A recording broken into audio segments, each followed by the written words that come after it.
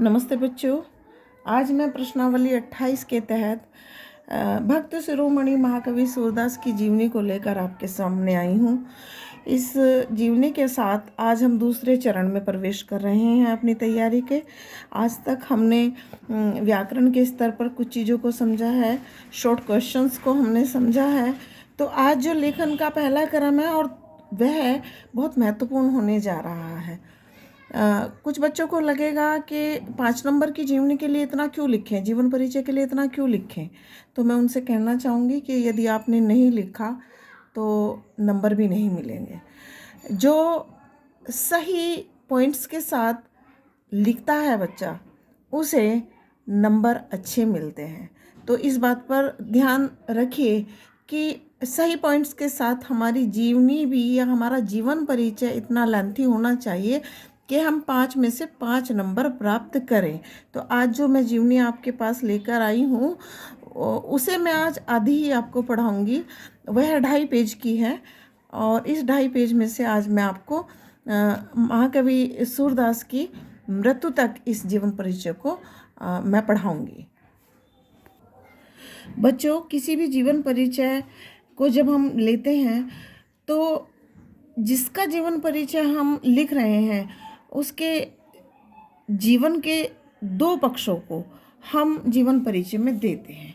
पहला जो पक्ष होगा हमारा, उसमें हम किसी भी कवि के जीवन परिचय को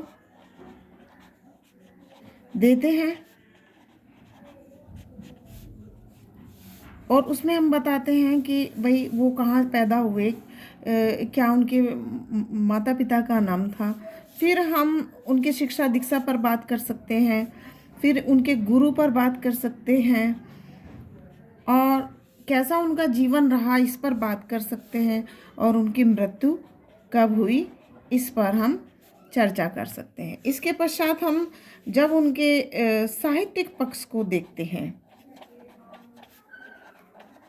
साहित्यिक पक्ष को देखते हैं तो उसके अंतर्गत हम भाषा शैली को देखते हैं, रस प्रयोग देखते हैं और उनका साहित्य में स्थान देखते हैं। ये जिस प्रकार का साहित्य उन्होंने लिखा है उसके आधार पर उन्हें साहित्य में क्या स्थान प्राप्त हुआ है, ये भी हम जीवन परिचय में देते हैं। सबसे महत्वपूर्ण इसमें भी जो है वह है उनकी रचनाएं। रचनाओं पर विशेष तौर पर आपको ध्यान देना होगा, उसमें कोई गलती आप ना करें और कोशिश करें कि उन रचनाओं का जो महत्वपूर्ण पक्ष है, यानी कि उन रचनाओं का कथा वस्तु क्या है, यदि आप उसे भी अपनी जीवन परिचय में दर्शा देते हैं तो वो सोने पर सुहागा होता है। मैंने ये प्रयास किया है कि महाकवि सूरदास की जीवनी मैंने जो आपके लिए तैयार की है उसके प्रत्येक पक्ष को मैंने विशेष तौर पर तैयार किया है आपके लिए।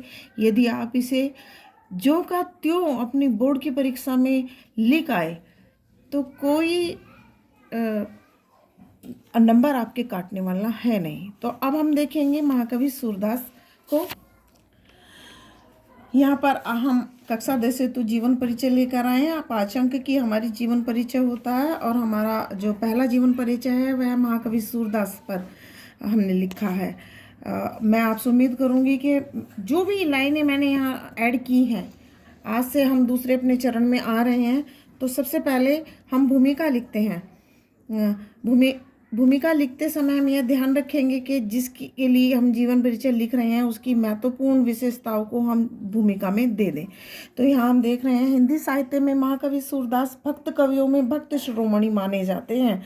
मैंने यहाँ अंडरलाइन किया है इस शब्द को, भक्त शिरोमणि। तो जिन जिन लाइनों को मैंने अंडरलाइन करा है आप भी उन्हें अंडरलाइन करेंगे। पहले तो जो है एग्ज़ाम्स में हम लोग हाईलाइटर ले जाते थे, लेकिन अब बोर्ड इसकी परमिशन देता नहीं है। तो कोई बात नहीं, आप इन्हीं पोर्शनों को जो है अंडरलाइन कर दे ब्लैक कलर की पेंसिल से। तो आपके जो कॉपी चेक करने वाले निरीक्षक होंगे वो इन चीज़ों को उठा लेंगे आपके जीवन परिचय से और ये जान लेंगे कि बच्चे ने पूरी तरीके से स्टडी की है महाकवि को। आपसे कहूँगी कि भूमिका जो मैंने तैयार की है बिल्कुल सेम आप भी इसी तरीके से इसे लिख लें। कोशिश कीजिए कि आप अपनी कक्षा में जो कॉपी मैं आपसे तैयार करवा रही हूँ ना लेकर जाएं, ना इसे शो करें, क्योंकि यदि आपने ये शो की तो सबके लिए उपलब्ध है। वो अपने तरीके से तैयार करें, आप अपने तरीके से तैयार करें। तो अब हम भूमिका को देख लेंगे कि हिंदी साहित्य में महाकवि सूरदास भक्त कवियों में भक्त शिरोमणि माने जाते हैं। इन्होंने अपनी रचनाओं में श्री कृष्ण की बाल लीला व प्रेम लीलाओं का ऐसा जीवंत व मनमोहक चित्रण किया है कि ऐसा चित्रण विश्व साहित्य में दुर्लभ है। कवि का जो है थोड़ा सा परिचय मिल गया कि वो कैसे कवि हैं। अब हम उनके जीवन परिचय पर आ रहे हैं। तो महाकवि सूरदास का जन्म सन 1478 ईस्वी में रुनकता गांव में पंडित रामदास सारस्वत के पुत्र के रूप में हुआ था। कुछ विद्वान जो हैं इनका जन्म सिही नामक स्थान पर भी मानते हैं, तो लेकिन जो सबसे ज़्यादा मान्यता है वो रुनकता ग्राम को मिली है। तो इसलिए मैंने यहाँ रुनकता ही लिखा है और इसी के लिए ही लिखा जाता भी है। सूरदास जन्मांध थे, इस विषय में भी विद्वानों के अलग अलग मत है। तो कोई उन्हें जन्म से अंधा मानता है और कोई बाद में जन्म अंधा हुआ मानते हैं। तो किंतु यह सत्य है कि वे अंधे थे। अब हम उनकी गुरु के विषय में बात कर लेते हैं। तो उन्होंने किससे दीक्षा ली थी? तो सूरदास गऊ घाट पर रहकर दीनता के पदों का गायन करते थे। एक बार जब आचार्य वल्लभाचार्य वहाँ पर आए तो उन्होंने उनके पदों को सुना और उन्हें लगा कि ये जो बच्चा है ये भगवान श्री कृष्ण का बड़ा निर्विकार रूप से भक्त है।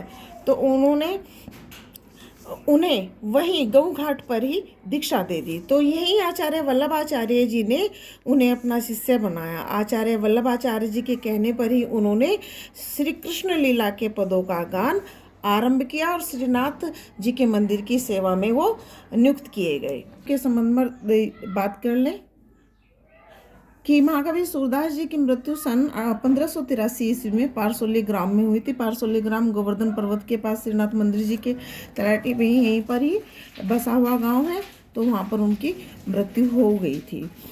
बच्चों, इससे आगे का जो साहित्यिक परिचय है वो मैं कल आपको पढ़ाऊँगी, क्योंकि ये वीडियो ज़्यादा बड़ी हो जाएगी और आज आप अपने रजिस्टर में इसे मेंटेन कीजिए।